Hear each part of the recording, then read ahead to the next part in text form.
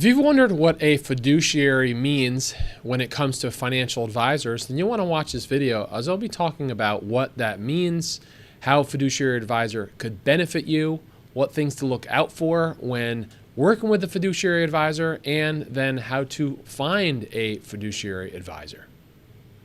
Welcome back. This is episode 277. This week I'm addressing a listener question. And the listener writes in that, what is a fiduciary financial advisor?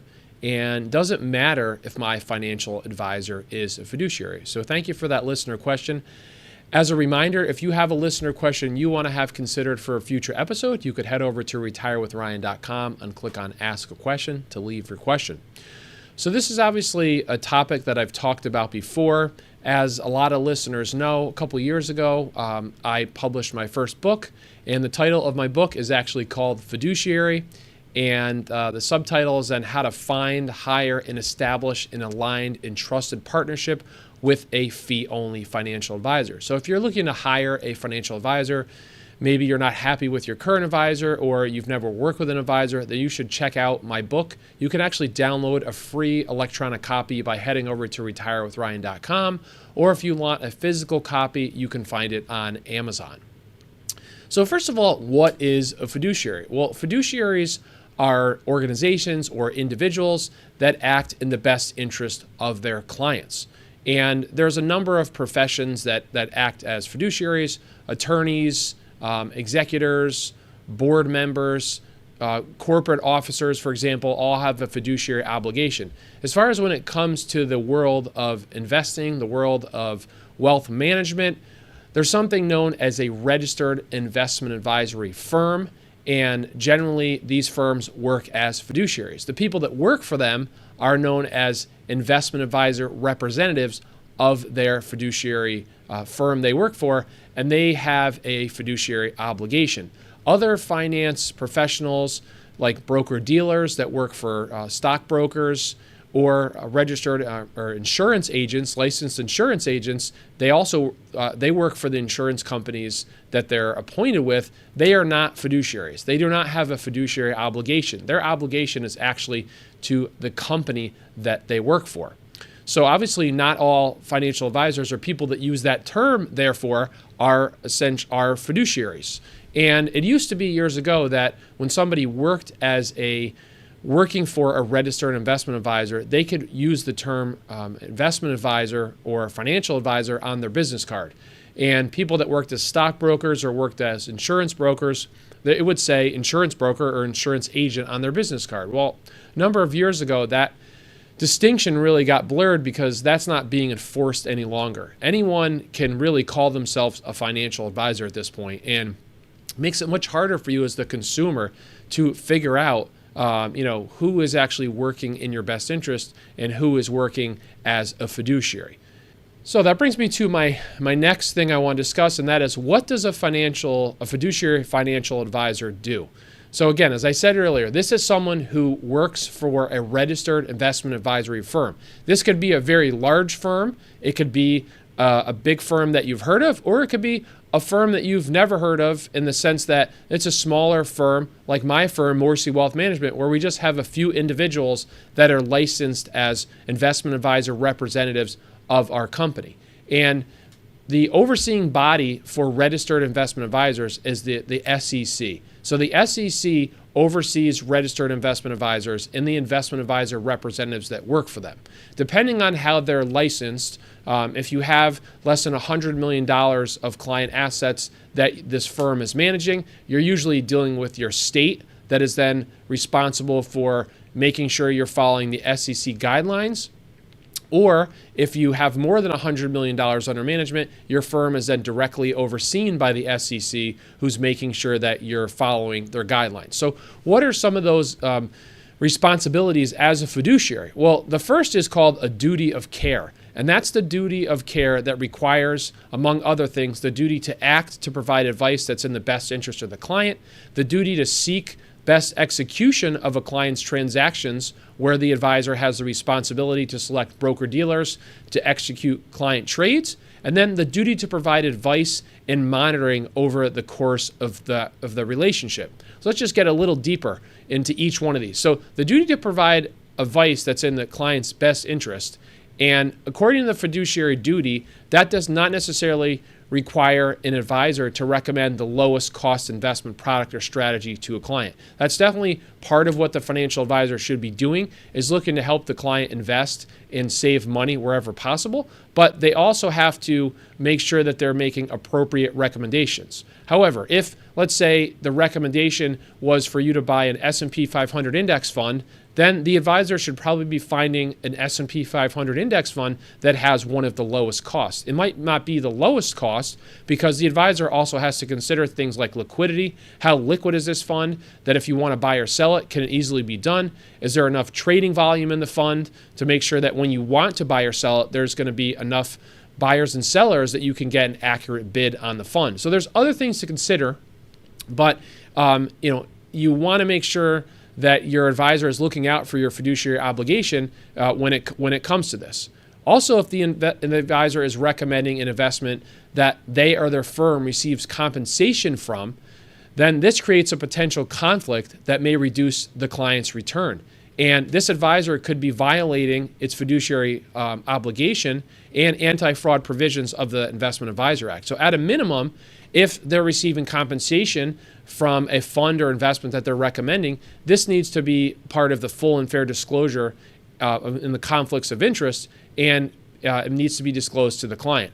So unfortunately, this is often what happens, not to pick on any firms, but some larger firms that have investments that they manage, but they also operate as a registered investment advisor. So large firms that I see all the time, one is TIAA-CREF. That's a large company in the nonprofit space. They have a lot of their own funds that they recommend for clients. So that creates a conflict of interest. Now, these things are disclosed, but Fidelity is another one. They also have their own funds they recommend to clients. And, that's a conflict because any company that's recommending its own funds that's making a profit off those funds, there's a conflict because they're making more money. Other companies like Edward Jones also has their own funds as well. So you want to make sure that if your advisor is receiving additional compensation, that this is something that you're aware of and it is disclosed. And in many instances, it's not. It's disclosed in a few documents, one of which is known as the ADV. However, in my opinion, it really makes a major conflict for that advisor to fulfill their fiduciary obligation because their only ability to, if they're only able to recommend their own funds or they recommend a lot of their funds, it really calls in question the advice that they're giving. So then talking about the duty to seek best execution. So when seeking best execution, an advisor should consider the full range and quality of a broker's services in placing brokerage transactions, including, among other things, the value of research provided, as well as the execution capability, the commission rate, the financial responsibility, and the responsiveness to the advisor. So in other words, it's not necessarily that your advisor should recommend working with a broker that has the lowest cost, but they also have to consider these other factors as well. So that's part of what your advisor might be doing, figuring out what broker should they recommend to you to actually transact these trades. And then the next is the duty to act and provide advice and monitoring over the course of the relationship. So an advisor is required to provide advice and services to a client over the course of the relationship at a frequency that is both in the best interest of the client and consistent with the scope of the advisory agreement upon which the investment advisor and the client execute. So this duty to provide advice and monitoring is particularly important for an advisor that has an ongoing relationship with a client. An advisor that you're working with as an investment under management relationship where you're paying them a percentage of your portfolio to manage, or you're paying them an annual fee, they should be meeting with you frequently, at least once a year, probably even twice a year, to talk about changes in your life, any changes that need to be made in your investment portfolio, and if they're providing other services like tax planning or financial planning, that should be part of it as well. So that's really what this speaks to. If you haven't heard from your advisor in 5 years and you're paying them a fee to manage your portfolio, they're really not holding up their end of the bargain as far as a duty to provide ongoing advice over the course of the relationship. And the last is a duty of loyalty. And an advisor must seek to avoid conflicts of interest with clients and at a minimum make full and fair disclosure of its conflicts to all clients, especially in a way if that could affect their advisory relationship. So disclosure of conflicts alone is not always sufficient to satisfy the advisor's duty of loyalty, and any advisor disclosure must be clear and detailed enough for the client to make reasonably informed decisions to consent to such conflicts and practices or reject them. And an advisor must provide the client with sufficiently specific facts so that the client is able to understand the advisor's conflicts of interest and business practices as well to make informed decision. For example, simply just saying something that the client may have, the advisor may have a conflict is really not sufficient. So an example of this would be like I mentioned earlier. If the firm you're working with is receiving additional compensation from investments that they are recommending to you, this is something you should know, and it may impact your decision to work with them or work with them in the future. If, let's say, your advisor was going to receive additional compensation if they recommended you purchase life insurance or disability insurance or long-term care or an annuity, you should know about this, because then you have to just understand that maybe there's a slight incentive for the advisor to recommend you buying one of these products, versus if your advisor is simply just being paid by the fees that you're paying them to manage your assets, then this conflict wouldn't exist. So these disclosures can all be found in the ADV that investment advisory firms are required to provide to clients, as well as something called the CRS, if they're also required to provide that to you as well. And in my opinion, any advisor that is receiving additional compensation as far as commissions or other revenue sources is really not a fiduciary. Even though they're registered as an investment advisor, they are receiving other money, so this creates a strong conflict. So that brings me into the next thing to talk about is, how does a fiduciary get paid? Well, registered investment advisory firms usually don't receive commissions or other benefits. And as we just talked about, if they do, it needs to be disclosed. And if they don't disclose this receipt of commissions or other benefits, this is a fiduciary breach. They could be heavily fined by the SEC or the state they're registered with. They could have their registration terminated. They could be barred from the industry. So they take this very seriously. So how do registered investment advisors, how do fee-only advisors get compensated? Well, they get compensated in one of three ways. The first being hourly is not very common, but it is done where you're paying your advisor an hourly rate, just like an attorney. You pay them X amount of dollars per hour. Usually in advance, they will tell you how many hours they believe it's going to take, and you just pay them on an hourly basis. The second way is on a flat fee basis, where you're hiring them to do a financial plan, and they have a standard planning process that they use and a package, so to speak, and they quote you a fee in advance of what that would be. Let's just say $5,000 for them to develop a comprehensive financial plan for you. That would be the second way. And the third way that's the most common is known as a percentage of your portfolio, or sometimes assets under management relationship. And you might have heard of this as the proverbial 1%. So let's say your advisor is managing $1 million of your assets. The typical fee on that would be about 1%. So that would be the annual fee that you would be paying your advisor for this service. And a lot of times that is collected usually on a quarterly basis. Some advisors collect it monthly, but on a quarterly basis, you then pay your advisor. A lot of times it comes right out of the accounts that they're managing, so that you don't have to write a check to them, but they're able to collect this fee. So those are the ways that advisors are compensated. Now, what about financial advisor versus fiduciary? What is the difference? So the term financial advisor, as we spoke about earlier, can be used by non-fiduciary advisors. So it can be very misleading. And it is really the most commonly used term to describe what people do in my industry. You might hear financial planner, wealth advisor, but very similar definition. And you really have to ask the question of, are you a fee-only advisor? If you want a true fiduciary advisor who is only getting paid by the fees that you pay them, you really want to ask them, are they a fee-only advisor? And if that is the case, then you'd obviously confirm that with them. But you could also do some homework. There's a couple websites. One is called Broker Check. This is brokercheck.com, where you look up advisors and you could see if they were registered as a broker. So if they're registered as a broker, right away you know that they're not fee only. So you could cross them off your list. You could also go to advisorinfo.sec.gov, and that is a way that you can look up registered investment advisors. So number one, you're making sure they're licensed. Number two, there's a report you can click on to see where they're licensed, what their experience has been, and also if they have any complaints that you'd want to be aware of and ask them about. And then the last thing you can do is have them sign some type of fiduciary oath. So I have a fiduciary oath that I'll put in the show notes to this that we have signed, that we have proudly hanging in our office. And you could ask them to sign that. If they're a true fiduciary advisor, fee only, they should have no problem signing that. If they won't, then that could be somewhat telling about how they're actually operating.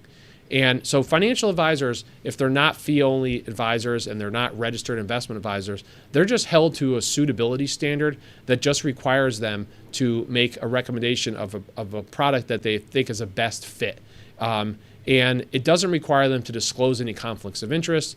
It doesn't require them to not recommend products that might pay them a high commission or not be in your best interest. So if you want to go with the strict fiduciary standard, then you want to go with a fee-only financial advisor, because they are not recommending products that pay them anything. You're just paying them a fee for them to manage your assets. So how do you actually find a financial advisor that's fee-only, or how do you find a true fiduciary advisor? You can use Google. You could type in fee-only advisor near me. You could also look at the CFP website, the Certified Financial Planner website, to find a certified financial planner. That doesn't mean that they're fee only, but it does mean that they probably have a good amount of experience. They've gone through the certified financial planning designation. So if you go to cfp.net, but there are advisors on there who do work under commissions. So you'd need to dig a little bit deeper and, to figure out, going to BrokerCheck and going to the SEC website to find out if they are fee only. You can also go to their website, or I've started a website called findmyfiduciary.com. And when I wrote this book, I found that it was very hard for consumers to figure out who is truly a fee-only advisor. I've actually looked at other websites that claim to have only fee-only advisors on them, but as I've dug deeper on some of the people that are actually signed up for these websites, I found that a lot of them actually accept commissions.